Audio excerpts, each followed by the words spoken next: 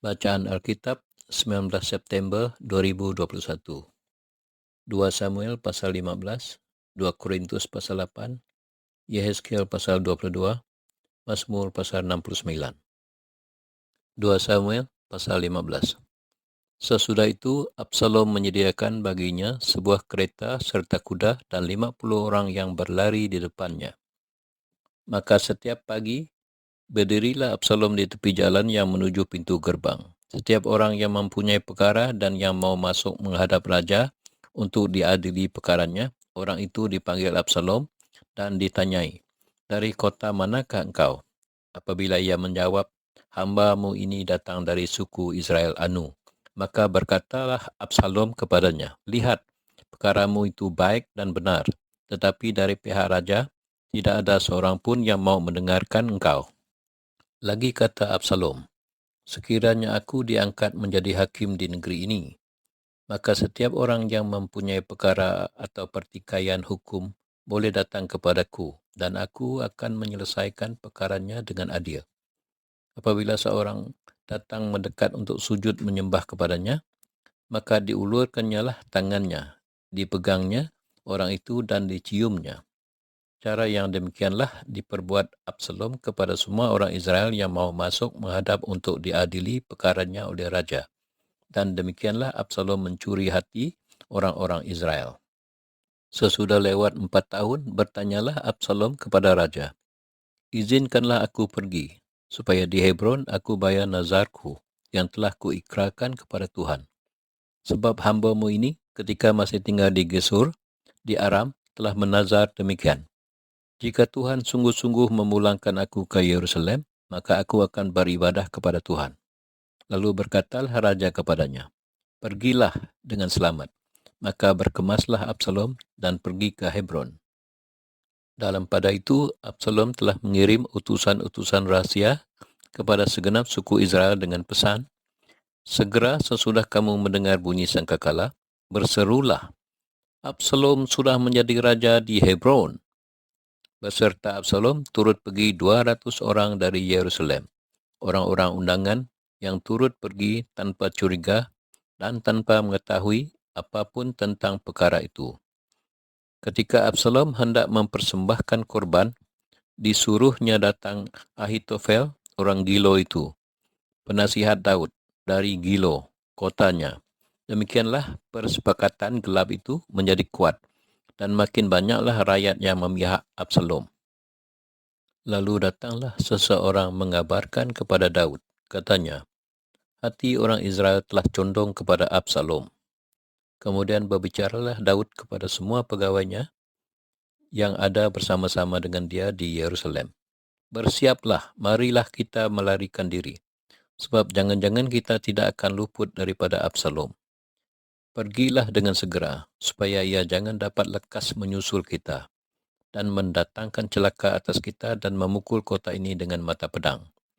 Para pegawai raja berkata kepada raja, "Terserah kepada tuanku raja, hamba-hambamu ini siap." Lalu keluarlah raja dan seisi rumahnya mengiringi dia. 10 orang gundik ditinggalkan raja untuk menunggui istana. Maka keluarlah raja dan seluruh orang-orangnya mengiringi dia. Dekat rumah yang terakhir mereka berhenti. Sedang semua pegawainya berjalan melewatinya, juga semua orang Kreti dan semua orang Pleti, juga semua orang Gad, 600 orang banyaknya, yang mengiringi dia sejak dari Gad, berjalan melewati raja. Lalu bertanyalah raja kepada Itai, orang Gad itu, "Mengapa pula engkau berjalan berserta kami? Pulanglah dan tinggallah bersama-sama raja, sebab engkau orang asing, lagi pula engkau orang buangan dari tempat asalmu. Baru kemarin engkau datang, masakan pada hari ini aku akan membawa engkau mengembara bersama-sama kami? Padahal aku harus pergi entah ke mana. Pulanglah dan bawalah juga saudara-saudaramu pulang. Mudah-mudahan Tuhan menunjukkan kasih dan setia kepadamu." Tetapi Itai menjawab raja, "Demi Tuhan yang hidup dan demi hidup tuanku raja, di mana tuanku raja ada, baik hidup atau mati, di situ hambamu juga ada." Lalu berkatalah Daud kepada Itai, Jika demikian, berjalanlah lewat. Kemudian lewatlah Itai, orang Gad itu, bersama-sama dengan semua orangnya dan semua anak yang menyertai dia. Seluruh negeri menangis dengan suara keras. Ketika seluruh rakyat berjalan lewat, raja menyeberangi sungai Kidron, dan seluruh rakyat berjalan ke arah padang gurun. Dan lihat, juga Zadok ada di sana, beserta semua orang Lewi, pengangkat tabut perjanjian Yahweh.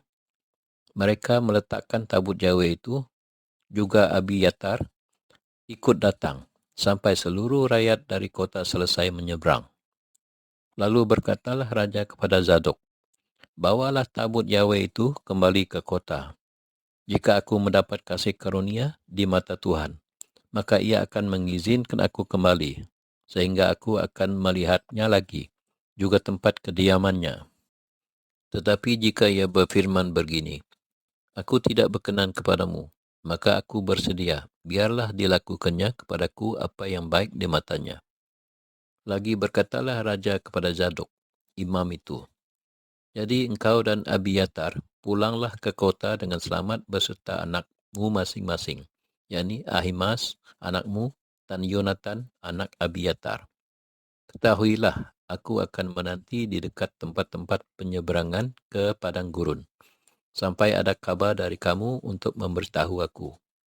Lalu Zadok dan Abiyatar membawa tabut Yahweh itu kembali ke Yerusalem, dan tinggallah mereka di sana. Daud mendaki Bukit Zaitun sambil menangis. Kepalanya berselubung dan ia berjalan dengan tidak berkasut. Juga seluruh rakyat yang bersama-sama dengan dia masing-masing berselubung kepalanya, dan mereka mendaki sambil menangis. Ketika kepada Daud dikabarkan demikian, Ahitofel ada di antara orang-orang yang bersepakat dengan Absalom. Maka berkatalah Daud, gagalkanlah kiranya nasihat Ahitofel itu, ya Tuhan.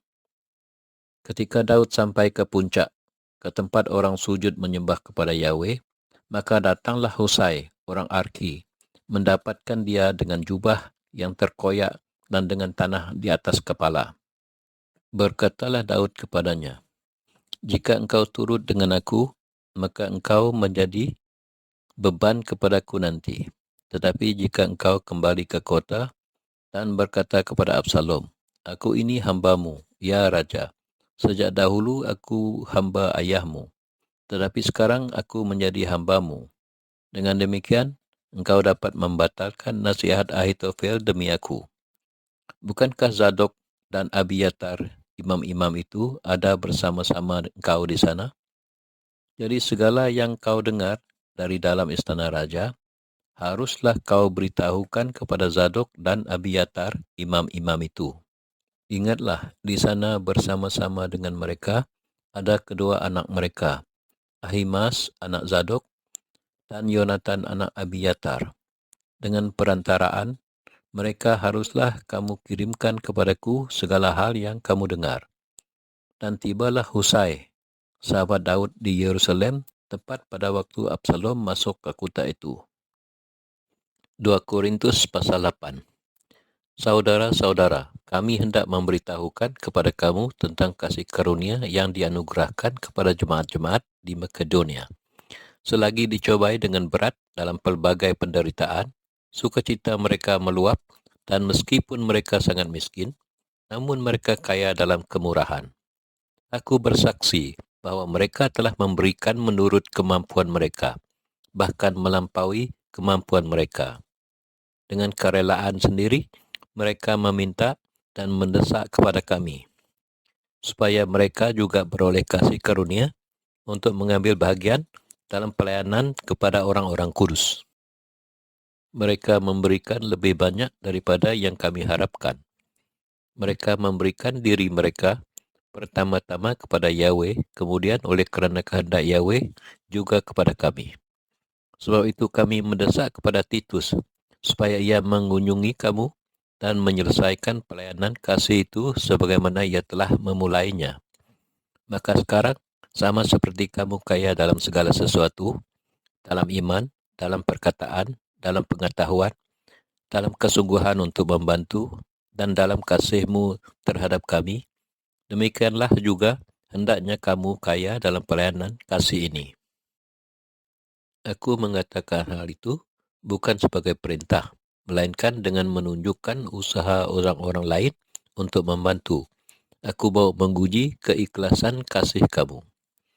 Karena kamu telah mengenal kasih karunia Tuhan kita, Yesus Kristus, bahwa Ia yang oleh kerana kamu menjadi miskin, sekalipun Ia kaya, supaya kamu menjadi kaya oleh kerana kemiskinannya. Inilah pendapatku tentang hal itu, yang mungkin berfaedah bagimu. Memang sudah sejak tahun yang lalu, kamu mulai melaksanakannya dan mengambil keputusan untuk menyelesaikannya juga. Maka sekarang, selesaikan jugalah pelaksanaannya itu. Hendaklah pelaksananya sepadan dengan kerelaanmu, dan lakukanlah itu dengan apa yang ada padamu. Sebab jika kamu rela untuk memberi, maka pemberianmu akan diterima. Kalau pemberianmu itu berdasarkan apa yang ada padamu, bukan berdasarkan apa yang tidak ada padamu. Sebab kamu dibebani bukanlah supaya orang-orang lain mendapat keringanan, tetapi supaya ada keseimbangan. Maka hendaklah sekarang ini kelebihan kamu mencukupkan kekurangan mereka, agar kelebihan mereka kemudian mencukupkan kekurangan kamu, supaya ada keseimbangan. Seperti ada tertulis, orang yang mengumpulkan banyak tidak kelebihan, dan orang yang mengumpulkan sedikit tidak kekurangan. Syukur kepada Yahweh, yang oleh kerana kamu mengaruniakan kesungguhan yang demikian juga dalam hati Titus untuk membantu kami. Memang ia menyambut anjuran kami, tetapi dalam kesungguhannya yang besar itu, ia dengan sukarela pergi kepada kamu. Bersama-sama dengan dia, kami mengutus saudara kita yang terpuji di semua jemaat kerana pekerjaannya dalam pemberitaan Injil. Dan bukan itu saja, ia juga telah ditunjuk oleh jemaat-jemaat untuk menemani kami dalam pelayanan kasih ini, yang kami lakukan untuk kemuliaan Tuhan dan sebagai bukti kerelaan kami. Sebab kami hendak menghindarkan hal ini, bahwa ada orang yang dapat mencela kami dalam hal pelayanan kasih yang kami lakukan dan yang hasilnya sebesar ini. Kerana kami memikirkan yang baik, bukan hanya di hadapan Tuhan, tetapi juga di hadapan manusia. Bersama-sama dengan mereka, kami utus seorang lain lagi, yakni saudara kita yang telah beberapa kali kami uji dan ternyata selalu berusaha untuk membantu. Dan sekarang ia makin berusaha kerana besarnya kepercayaannya kepada kamu. Titus adalah temanku yang bekerja bersama-sama dengan aku untuk kamu. Saudara-saudara kami yang lain itu adalah utusan jemaat-jemaat dan suatu kemuliaan bagi Kristus. Karena itu, tunjukkanlah kepada mereka di hadapan jemaat-jemaat bukti kasihmu dan bukti kemegahanku atas kamu. Yehezkiel pasal 22. Datanglah firman Tuhan kepadaku, hai engkau anak manusia, maukah engkau menjatuhkan hukuman atas kota yang penuh hutang darah? Beritahukanlah kepadanya segala perbuatannya yang keji. Dan katakanlah, beginilah firman Tuhan Yahweh, hai kota yang mencurahkan darah di tengah-tengahmu, sehingga waktu penghukumanmu datang dan membuat berhala-bahala bagimu yang menajiskan dirimu.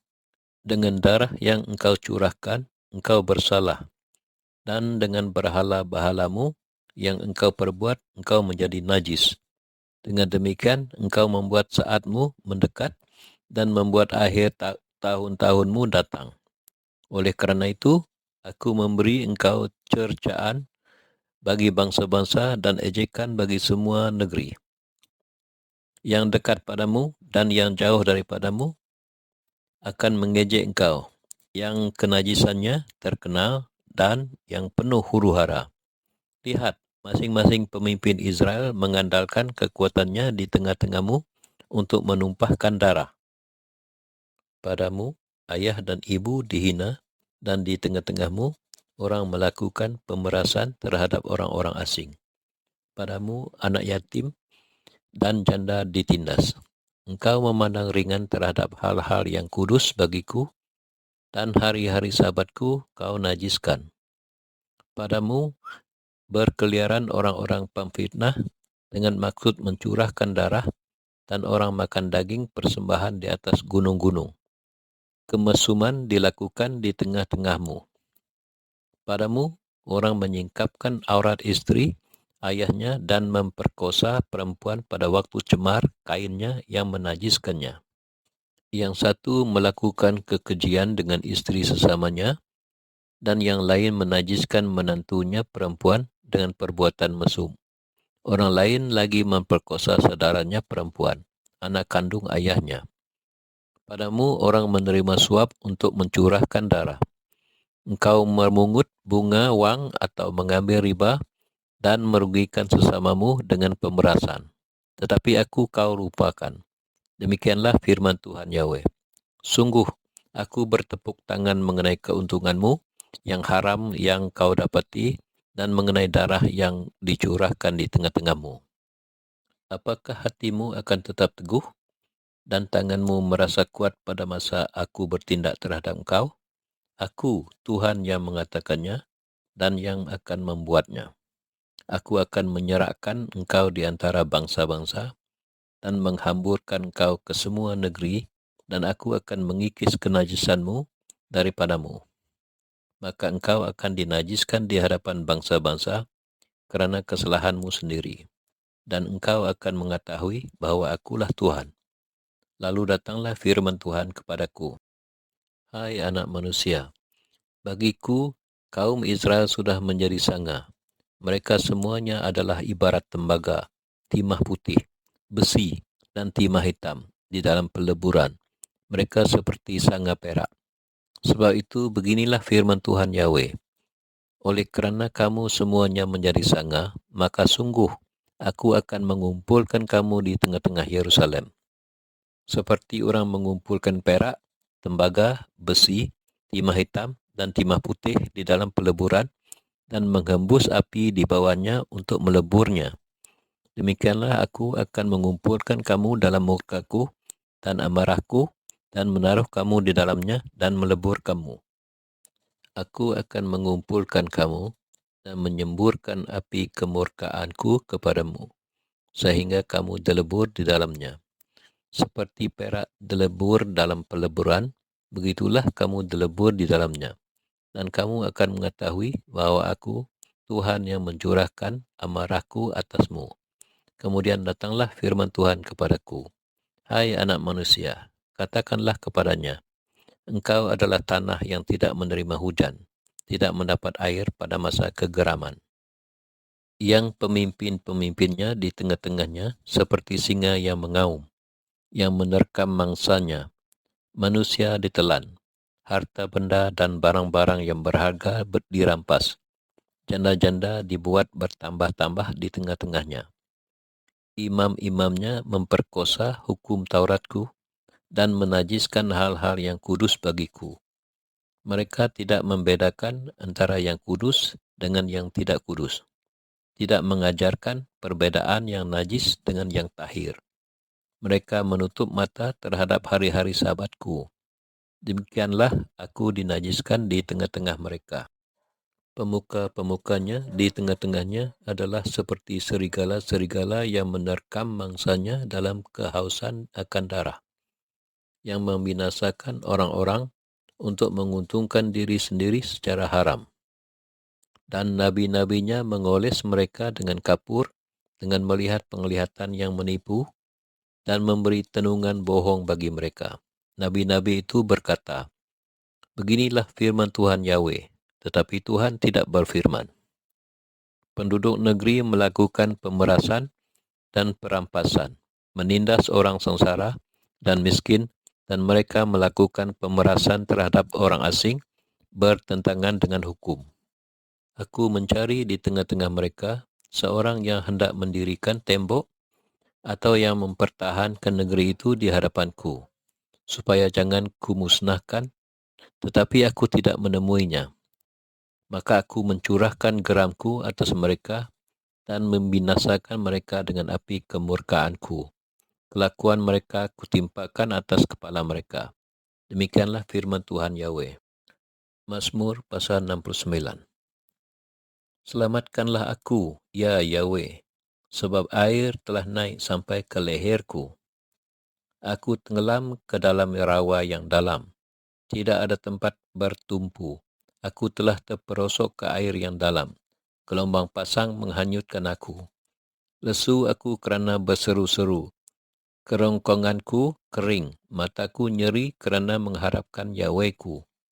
Orang-orang yang membenci aku tanpa alasan lebih banyak daripada rambut di kepalaku. Terlalu besar jumlah orang-orang yang hendak membinasakan aku, yang memusuhi aku tanpa sebab. Aku dipaksa untuk mengembalikan apa yang tidak kurampas. Ya Yahweh, Engkau mengetahui kebodohanku. Kesalahan-kesalahanku tidak tersembunyi bagimu. Janganlah mendapat malu oleh kerana aku, orang-orang yang menantikan Engkau, ya Tuhan Yahweh semesta alam. Janganlah kena noda oleh kerana aku, orang-orang yang mencari Engkau, ya Yahweh Israel. Sebab oleh kerana Engkaulah aku menanggung celah, noda meliputi mukaku. Aku telah menjadi orang luar bagi saudara-saudaraku, orang asing bagi anak-anak ibuku. Sebab cinta untuk rumahmu menghanguskan aku, dan kata-kata yang mencela Engkau telah menimpa aku. Aku meremukan diriku dengan berpuasa, tetapi itu pun menjadi celah bagiku. Aku membuat kain kabung menjadi pakaianku. Aku menjadi sindiran bagi mereka. Aku menjadi buah bibir orang-orang yang duduk di pintu gerbang. Dengan kecapi peminum-peminum menyanyi tentang aku. Tetapi aku berdoa kepadamu, ya Tuhan, pada waktu Engkau berkenan, ya Yahweh. Demi kasih setiamu yang besar, jawablah aku dengan pertolonganmu yang setia. Lepaskanlah aku dari dalam lumpur, supaya jangan aku tenggelam. Biarlah aku dilepaskan dari orang-orang yang membenci aku, dan dari air yang dalam.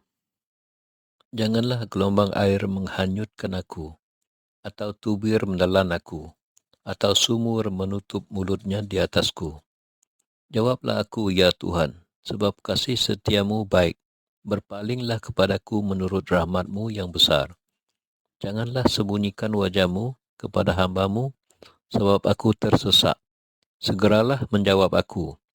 Datanglah kepadaku, tebuslah aku, bebaskanlah aku oleh kerana musuh-musuhku.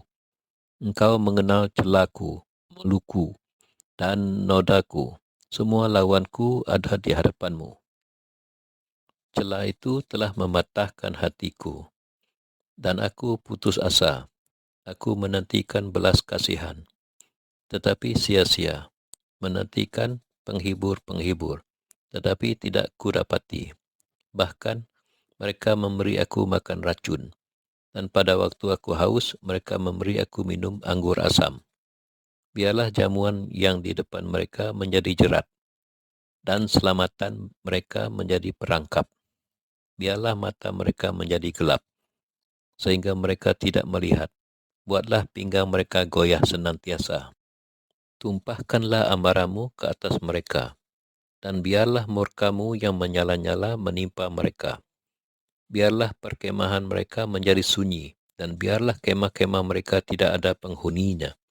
Sebab mereka mengejar orang yang kau pukul. Mereka menambah kesakitan orang-orang yang kau tikam. Tambahkanlah salah kepada salah mereka, dan janganlah sampai engkau membenarkan mereka. Biarlah mereka dihapuskan dari kitab kehidupan. Janganlah mereka tercatat bersama-sama dengan orang-orang yang benar. Tetapi aku ini tertindas dan kesakitan. Keselamatan daripadamu, ya Yahweh, kiranya melindungi aku.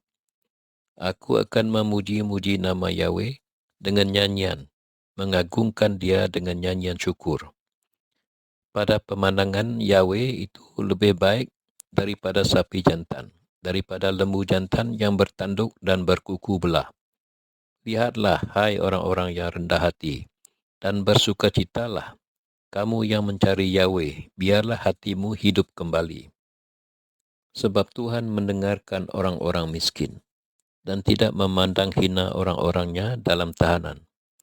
Biarlah langit dan bumi memuji-muji Dia, lautan dan segala yang bergerak di dalamnya. Sebab Yahweh akan menyelamatkan Sion dan membangun kota-kota Yehuda, supaya orang-orang diam di sana dan memilikinya. Anak cucu hamba-hambanya akan mewarisinya, dan orang-orang yang mencintai namanya akan diam di situ.